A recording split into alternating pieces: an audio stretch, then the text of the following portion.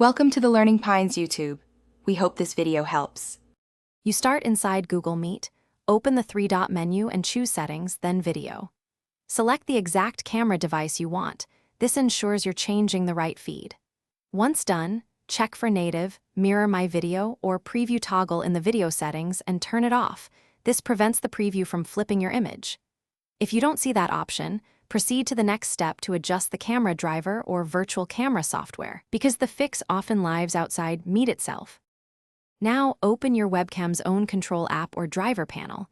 Many webcams provide a horizontal flip or mirror setting. Disable it so the signal sent to Meet is not mirrored. If your system lacks that control, set up a virtual camera like OBS Virtual Cam, add your real camera as a source, apply a horizontal flip filter, then export the corrected feed to the virtual camera and select that in Meet. This approach gives precise control and explains why toggling inside Meet. Finish by doing a quick private test. Ask a colleague or use a secondary device to confirm the orientation they see is correct. If the mirror persists, make sure no other app is locking the camera feed. Close video apps, restart your browser, and reselect the camera.